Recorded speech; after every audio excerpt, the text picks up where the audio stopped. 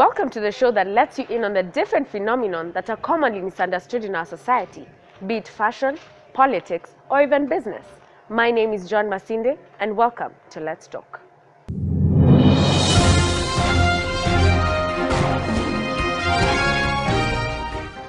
Former presidential candidate's skit at the Grammy causes reaction from the Trump family.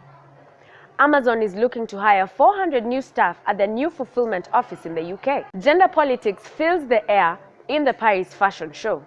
In today's episode, we reveal what it takes to be a model in Africa, specifically Kenya. Our reporter Mary Zawadi has more on this. With the modernization of Africa, modeling is still not a highly pursued career. But well, can anyone penetrate into it, or can anyone be a model? Would you be a model? Yes, I would. Why? I think it's a fun occupation. I think if it's something that you want to do, why not? I don't think there's anything particularly wrong about being a model. And do you think modeling is a conventional career in Africa or anywhere? Yes, I think so. I think it's an art as well. And I think this idea of careers needing to be conventional is also disturbing because the world is evolving. So careers also have to keep evolving with time as well. Would you be a model? Yes. Why? I think it is a kind of a job that you are not using a lot of energy and whatever. Mabel Odima, a career expert and consultant at Daystar University, gave us more insight on the matter. Do you think that modeling will ever be on the same platform as medicine and law at any point? Modeling has even repeatedly overtaken medicine, architecture, and all those others. It's just that we want to clarify the platform from which it should operate. But then why the resistance? By millennials want to be models, but we're not allowing them to be models. There are many ethical issues at stake and moral issues, like age of children and the exposure of a child in such an industry. Yeah, there's a lot is at stake if there's no parental involvement. So the age for children, I think the modeling industry should put policies, ethics of protection, so that when you hear that your child is in this career, that they are safe. Can it just reach a point where you are just a model? That's it. We are already there. There are people who are living on modeling 8 to 5, 6 to 6. Modeling is a very lucrative career. It brings income. It colors the world beautiful. It puts smiles on faces.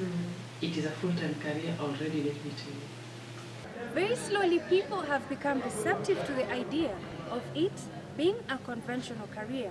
With so much resistance into it, it still struggles to gain a good name. So do you really think Africa is ready to embrace the modeling career as a full-time job or career? Yeah, gradually, slow but gradually, because of our conservative views on things, where too much is like wearing conservatively, as opposed to the east or west, where they're liberal and I think they wouldn't mind when a lady is in shorts and is going to school.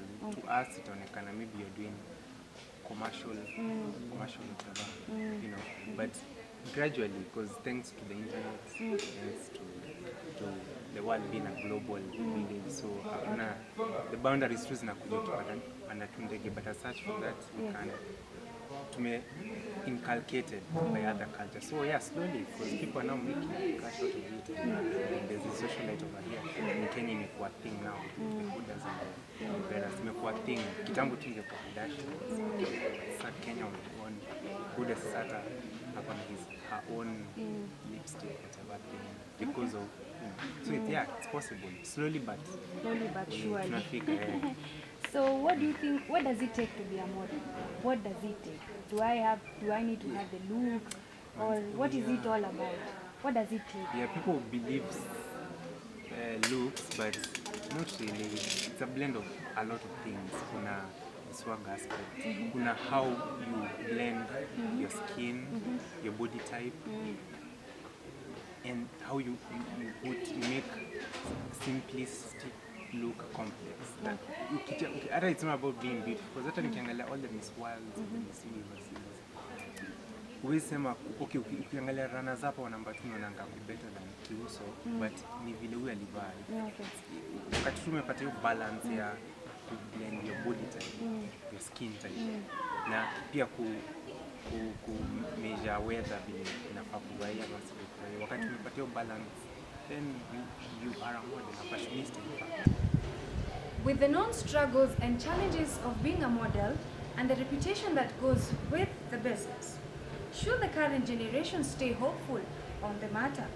Well, for Let's Talk Fashion, my name is Mary Zawadi. Today we have the privilege of interviewing one of Daystar's elite.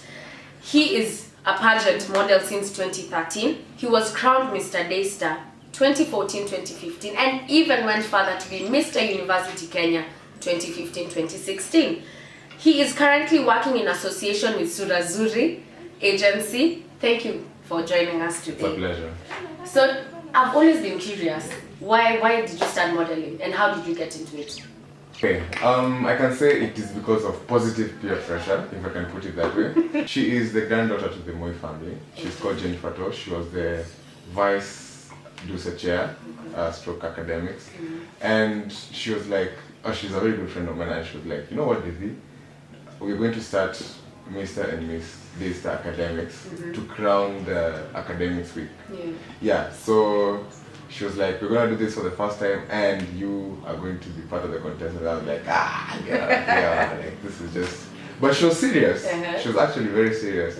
And every day she would just pester me every day. You can do this, and she'd encourage me and she'd give me reasons and I think about it. Some of them were like, no, she's just flattering. But some of them were true. So at the end of it, I just decided to give it a try. And I mean, it doesn't have to try. Did you win? Yes, I did. Oh, so you were Mr. Academics yes, as well. Apologies for you know that. Yeah. So your titles, you were Mr. Academics, you were Mr. Daystar, you were Mr. University. Have those things helped you? Well, yes, they have. I must say they have, especially in terms of connections, in terms of experience, in terms of gaining a footing in the modeling world, especially the pageant modeling, because that's what really sells in Kenya. Although runway modeling is really coming up, but the major industry in modeling that has really been a crowd puller is pageant modeling. Yes. It's been said that modeling is a sex industry. Have you encountered that kind of stereotype? Well, yes, because, okay, if you look at the origin of modeling, it's not really an African thing, it's a Western thing. And you know that sex sells, that is the main premise for them. Okay, yes, it is fashion, but with pageant modeling, it's more about you. But now, considering the times that we are in right now, sex kind of sells more. That's why we have Is that notion. an excuse now for modeling to be a sex industry? No, you cannot call modeling a sex industry. That's two different things. But you see, for example, when we're trying to sell a cow and we're trying to sell oil, sex gets in the picture. And who is the person who is selling this sex? A model. So. Well, you should know that everything, not everyone that is in an advertisement endorsing something is a model. Yeah. It just so happens that sometimes models are used because they fit the description. Probably they're looking for someone with a certain body profile or a certain facial profile with a certain appeal, that kind of a thing. So more often than not, you'll find models actually fit that profile. But with things like brand modeling or yeah, like let's say things like that, like when you look at billboards or adverts on the TV, most of them are not really models as such. They can be just common wananchi, and you know. Does modeling have a stereotype? Like you have to be, like for example, in the States you have to be a certain kind of black. Yes. Here you have to be a certain kind of light. Yes. You have to be a certain height. Pageant model is not really about like the sex appeal like you'd have in a runway model, because in runway modeling you're a walking wardrobe. That's what it is. Yeah, it's never about you, it's about what you're wearing. And what you're wearing has to look a certain way because they want people to see how that attire would look on somebody. So if they want to sell a sexy or a suit or something like that, they have to design it that way. So it's about what are the intended results, you see. Now for plus size modeling, that's something totally different.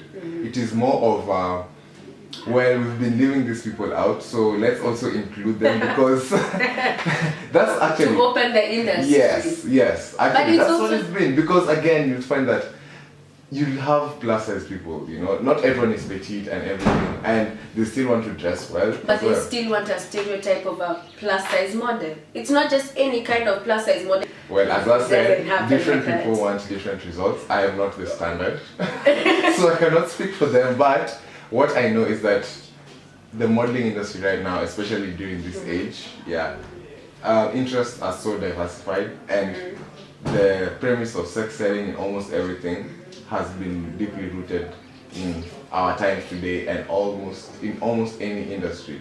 That has been David Julius, the former Mr. University Kenya. Up next, we'll have a Citizen Report. Stay tuned.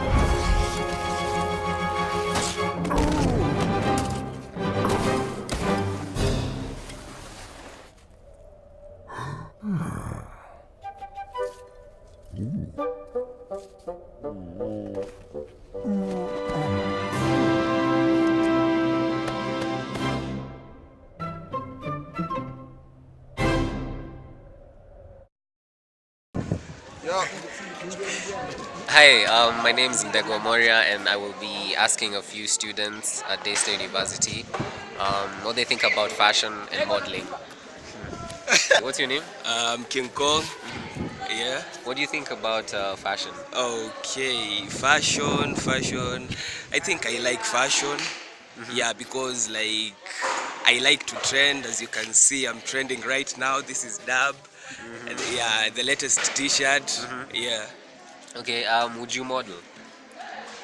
I don't know. I've never thought of that, but when a chance comes and I have to try it out, I will. Okay. Yeah. Thank you so much. Yeah. Alright, let's ask this other fellow student. Hey, what up? Hi, what's your name? My name is Daniel. Daniel Wakabi. I'm Ugandan. Yeah, so fashion. Yeah. I like being classic, you know, suits, rocking them suits, you know, The Kingsman, Suitman. Kingsman, we have a Kingsman. Yeah. And yeah, modeling. I've not thought about it, but if the opportunity ever arises, I shall model. Okay. Of course. Okay. Will modeling ever be placed in the same platform as law or even medicine? Thank you for joining us. I have been your host, John Masinde, and this has been Let's Talk Fashion.